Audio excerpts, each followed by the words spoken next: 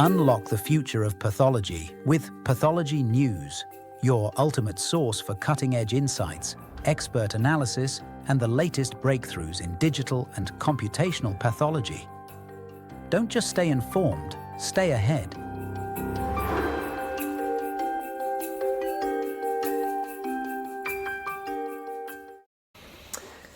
Hello and welcome. Today I'm here with Camilo Buscaron, have I pronounced that correctly?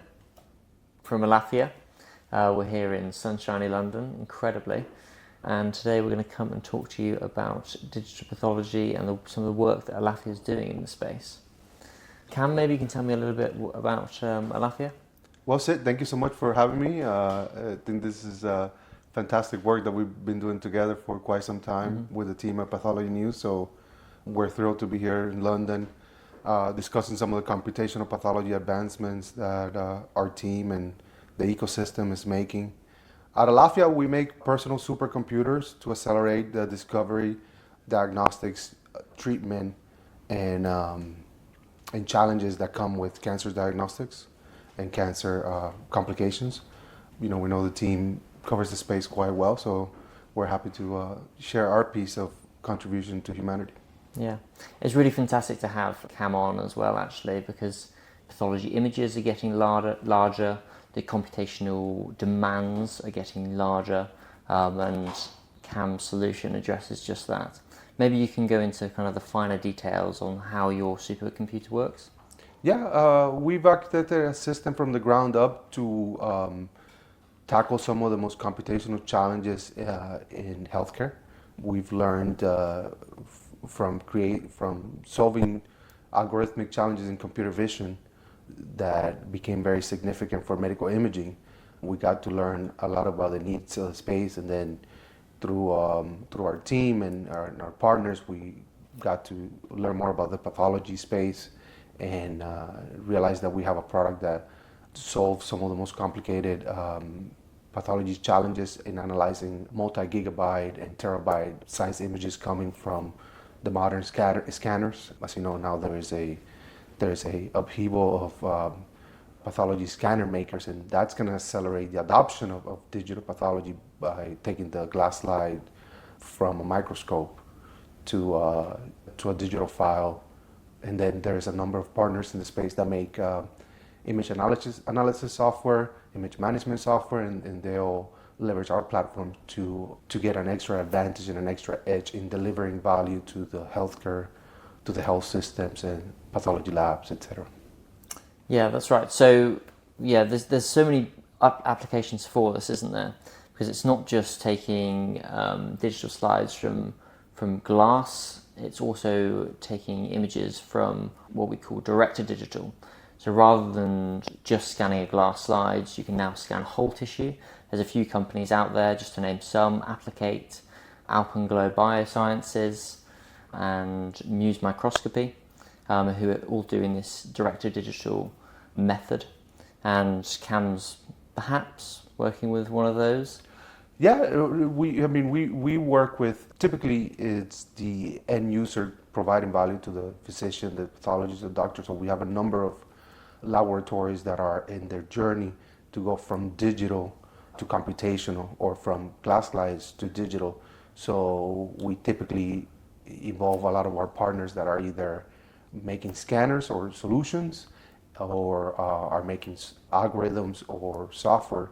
Because the ultimate value proposition that our customers want is not neither our computer or a scanner. They want a full solution that adds value to their operation in a streamlined manner.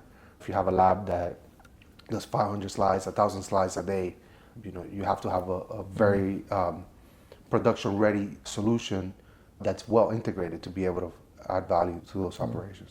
And I'm right in thinking at the moment, Cam, that this technology is actually being used in Puerto Rico at the moment in a lab called CorePlus, is that correct? Yeah, so one of our partners is very well known in the community. I always say CorePlus is the darling of the digital pathology space, because they're pioneers in essentially going from an operation that was not digital. They completely streamlined, created a fully digital operation, and a fantastic story that the community should listen to from Mariano himself and Joanne, et cetera, and the team. But what we've done is we've helped them on the computational side. So they're now pioneering the computational tools, both from scanners there's a number of work on creating next generation scanners for use cases like prostate diagnosis, where it is very costly for labs to block and create a glass slide. So if you could take a tissue sample and put it directly into a scanner and get that data out of the scanner and then process it in our system, the turnaround time for diagnosis can be made significantly faster. The typical, let's say in the prostate use case, there's about 6 samples that get taken from different parts of the prostate. So by the time a single specimen or single patient, single subject has to be analyzed, it's quite a bit amount of work that has to be done in the lab. So if the next generation scanners can make that significantly better and streamline it, then it helps reduce the cost to our health systems because patients get treatment faster, get well faster, and are off to enjoy their lives in the best manner possible. And that's why we're all here, really, isn't it? Ultimately to improve patient care through the means that you've just described. Now, what about benchmarking this product? Obviously it's a new solution to the market. We call it this supercomputer, but how do we know that it's significantly better? How do we know that it's improving the speed of image analysis?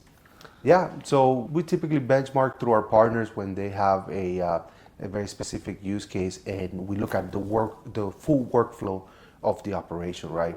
From taking in the sample, through processing data, through having a final diagnostic report. So typically we work with our partners to figure out what are the steps in their workflow, and we see what that workflow looks like today, and then we benchmark our results into how fast we can streamline. In some use cases, we can turn diagnostic results from things that might take 5 to 10 days to within a day if our system is our supercomputer is at a health system right in the lab. The turnaround to get the patient treatment is significantly faster. Okay, wow.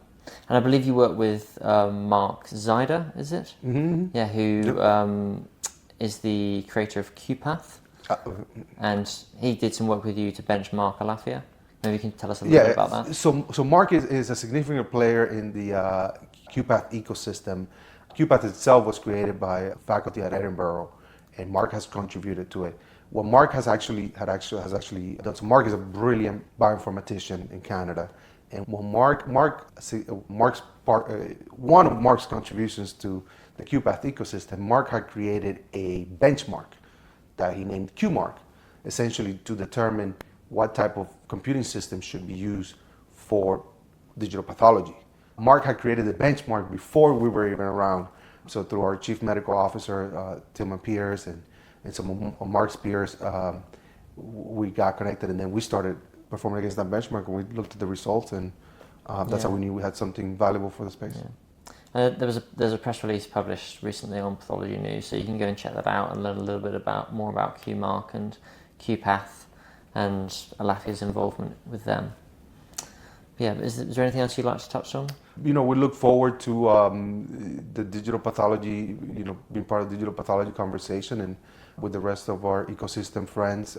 We've also published some of the work done by Dr. Surah, right? Yeah, correct. So you met up with Alex Zuroff, who runs Digital Pathology Place. I believe you met with her at Pathology Visions 2024. 2024, so in Orlando? In Orlando, Florida, and we look forward to Pathology Visions this fall in San Diego. San Diego, right? Right. So I think we'll have more announcements of our production solutions, and Yeah, I think there's lots more to come from ALAFIA, and as Pathology News. Obviously, we host the Technology Buyer's Guide, and it's going to be really interesting to have them involved in that. Thank you. Yeah, thank you so much, then. Thank you.